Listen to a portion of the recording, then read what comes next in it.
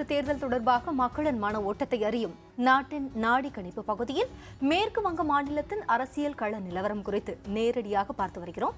கடந்த 50 ஆண்டுகளில் பல்வேறு மாற்றங்களை சந்தித்திருக்கும் மேற்கு வங்கத்தின் அரசியல் சூழல் பற்றி அங்கு வாழும் தமிழருடன் நமது செய்தியாளர் கலாநிதி நடத்திய கலந்துரையாடலை இப்பொழுது பார்க்கலாம்.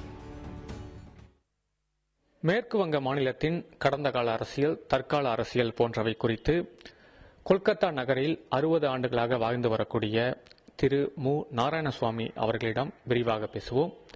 வணக்கம் ஐயா. மேற்கு வங்க மாநிலத்தின் கடந்த கால அரசியல் என்பது எப்படி இருந்திருக்கிறது? கடந்த காலத்திலே மேற்கு வங்கத்திலே ட்ரேட் யூனியன் மூவ்மெண்ட் என்ற ஒன்றை வைத்துக்கொண்டு தொழிலாளி வர்க்கமும் தொழிற்சாலைகளும் அதிகமாக இருந்த காரணத்தினாலே கல்கத்தாவிலே தொழிற்சங்கங்கள் அதிகம் இருந்து கம்யூனிசம் என்ற கொள்கைக்கு மக்கள் அடிபணிந்து தங்களுடைய வாழ்க்கையை உறைவிடம், உணவு என்ற ஒரு 3 கொள்கையின் அடிப்படையிலே மக்களுக்கு தேவையானதை ஒரு அரசு கொடுக்கும் என்ற நம்பிக்கையிலே 35 ஆண்டுகளாக கம்யூனிஸ்டுகள் ஆண்டு கொண்டிருந்தார்கள்.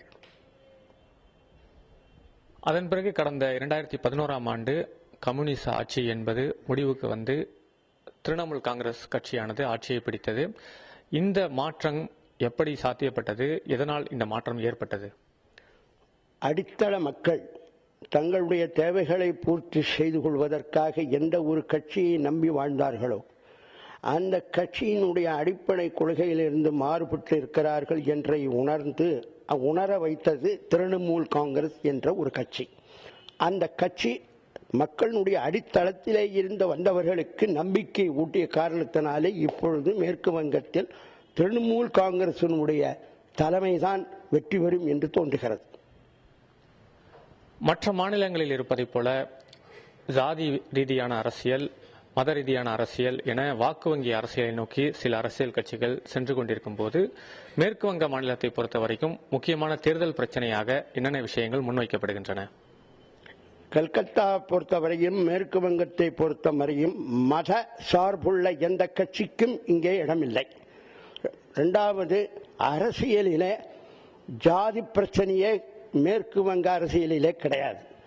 ஜாதி பெயரை சொல்லி ஓட்டு கேட்பதோ அல்லது மக்களுடைய மனசிலே நம்பிக்கை ஊட்டுவதற்காக பொய் பிரச்சாரம் செய்வதோ கிடையாது. இடதுசாரி கட்சிகளின் ஆட்சி மாறிய பின்னர் மேற்கு வங்கத்தில் தொழில் வளர்ச்சி எப்படி இருக்கிறது என அம்மாநிலத்தில் வாழும் தமிழர்களிடம் கேட்டோம். அதற்கு அவர்கள் அளித்த பதிலை இனி பார்ப்போம். சிபிஎம் இருந்த காலத்தோட இப்போ ரோடு, லைட்டு நிறைய இடத்துல நிறைய டெவலப் பண்ணிக்கிட்டு இருக்காங்க. இப்போ அந்த நம்பிக்கை மக்களுக்கு கொஞ்சம் நம்பிக்கை வந்துகிட்டு இருக்கு. பழைய இது கல்கட்டா இப்போ ஒரு புதிய கல்கட்டாவாக சேஞ்ச் ஆகிட்டு இருக்கு. இண்டஸ்ட்ரிங்கிற அளவில் பெருசா இல்லாட்டாலும் சிறு தொழில் இங்க நல்ல பெரிய லெவல்ல போயிட்டு இருக்கு. அது ஒரு இந்த மாதிரி ஒரு மாநிலம் தான் அதை நல்லா கை தூக்கி நிறுத்த முடியும். இன்ஃபேக்ட் சொல்ல போனாக்க இந்த சுய உதவி குழுங்கிறது ஆரம்பிச்சதே மேற்கு வங்கத்துல தான். இதுக்கப்புறம் தான் நம்ம நாட்டுக்கெல்லாம் போயிருக்குது. ஸோ அந்த மாதிரி ஒரு முன்னேற்றங்கள்னு பார்த்தீங்கன்னா மேற்கு வங்கத்தில் நிறைய இருக்கு. அதை இந்த காலத்து பசங்களுக்கு அரசியல் ரீதியாக ஒன்றும் தெரியாதனால இந்த ஊரில் டெவலப்மெண்ட்ல அப்படின்னு சொல்லிட்டு போயிடுறாங்க. அது ஒத்துக்கக்கூடிய விஷயமா எங்களுக்கு தெரியல. பிகாஸ் எனக்கு இப்போ வயது 49 ஆகிறது. நாங்கள் எங்கள் தொழிலை சிறப்பாக செய்கிறோம். வந்தவர்கள் எல்லாருமே நன்றாக தான் செய்து கொண்டிருக்கிறார்கள். மேற்கு வங்க மாநிலத்தின் பல்வேறு பகுதிகளுக்கும் சென்று களப்பணி மேற்கொண்ட செய்தியாளர் கலாநிதி தற்போது நம்முடன் இணைந்திருக்கிறார். மேற்கு வங்கத்தின் அரசியல் கள நிலவரம் குறித்து இனி அவரிடமே கேட்கலாம். கலாநிதி, மேற்கு வங்கத்தின் பல்வேறு பகுதிகளுக்கும் நீங்க பயணம் செஞ்சிருக்கீங்க. அங்க இருக்க அரசியல் சூழல் எப்படி இருக்கு? மேற்கு வங்க மாநிலத்தை பொறுத்தவரைக்கும் பரபரப்பான தேர்தல் பிரச்சாரம் தொடங்கிவிட்டது என்றுதான் சொல்ல வேண்டும்.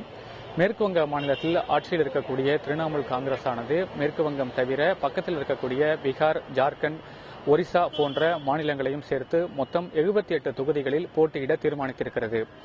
நேற்றைய தினம் தனது சூறாவளி சுற்று பிரச்சாரத்தை அக்கட்சியின் தலைவியான மமதா பானர்ஜி தொடங்கியிருக்கிறார். வருகின்ற 26ஆம் தேதி வரைக்கும் மாநிலம் முழுவதும் 18 இடங்களில் தனது சூறாவளி சுற்றுப்பயணத்தை அவர் மேற்கொள்ள இருக்கிறார். நேற்றைய தினம் பைலான் என்ற இடத்தில் பேசிய அவர் கிட்டத்தட்ட அனைத்து கட்சிகளையுமே குற்றம் சாட்டி அவர் பேசியிருக்கிறார். மத்தியில் ஆட்சி செய்யக்கூடிய காங்கிரஸ் அரசானது ஊழல் மலிந்த ஒரு அரசாக இருக்கிறது, எனவே அதனை ஆட்சி பீடத்திலிருந்து தூக்கி எறிய வேண்டும் என தெரிவித்திருக்கிறார். அதேபோல பாரதிய ஜனதா கட்சியானது மதச்சார்புள்ள ஒரு கட்சியாக இருக்கிறது, மக்கள் ஒருபோதும் மதச்சார்புள்ள ஒரு கட்சியை ஆதரிக்க கூடாது என அவர் தெரிவித்திருக்கிறார். அதேபோல இடதுசாரி கட்சிகளை பொறுத்தவரைக்கும் அவர்கள் மக்கள் விரோத நடவடிக்கைகளில் தொடர்ந்து ஈடுபட்டு வருகிறார்கள். மக்கள் விரோத போக்கினை அவர்கள் சமீப காலமாக செய்து வருகிறார்கள், எனவே அவர்களையும் ஆதரிக்கக்கூடாது என தெரிவித்திருக்கிறார். அதேபோல மூன்றாவது அணியை பொறுத்தவரைக்கும் மூன்றாவது அணி என்பதே ஒரு சந்தர்ப்பவாத கூட்டணியாகத்தான் அமையக்கூடும். அது ஆட்சிக்கு வருமானால் அந்த ஆட்சியானது நிரந்தரமற்ற ஒரு அரசையே அமைப்பதற்கான வாய்ப்பு ஏற்படும் என்பதையும் அவர் தெரிவித்திருக்கிறார். எனவே கடந்த 3 ஆண்டு காலமாக மேற்கு வங்கத்தில் தனது அரசு செய்து வரக்கூடிய நலத்திட்டங்கள் தொடர வேண்டுமானால் தனது கட்சிக்கு வாக்களிக்க வேண்டும் என அவர் தெரிவித்திருக்கிறார். அதேபோல தமிழகத்தில் உள்ளது போலவே மேற்கு வங்க மாநிலத்திற்கும் மத்திய அரசு தொடர்ந்து நிதி ஒதுக்காமல் வஞ்சித்து வருவதாகவும் அவர் குற்றம் சாட்டியிருக்கிறார்.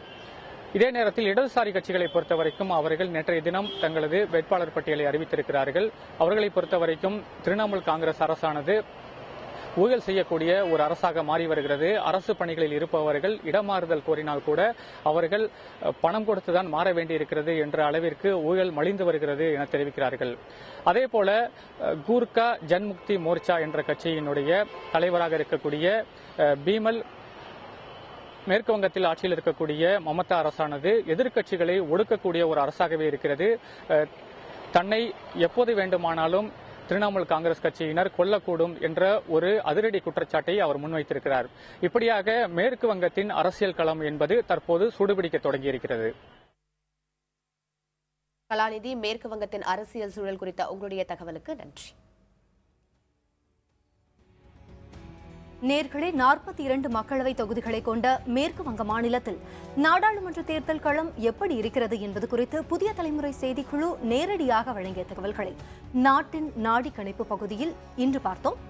வட இந்தியாவில் நமது செய்திக்குழுவினர் தொடர்ந்து பயணம் செய்து மக்களை சந்தித்து வருகின்றனர். மகாராஷ்டிரா மாநிலத்தின் அரசியல் களம் குறித்து நமது செய்தியாளர் கார்த்திகேயன் நேரடியாக தரும் தகவல்களை நாட்டின் நாடி கணிப்பு பகுதியில் நாளை பார்க்கலாம். இணைந்திருங்கள் புதிய தலைமுறை.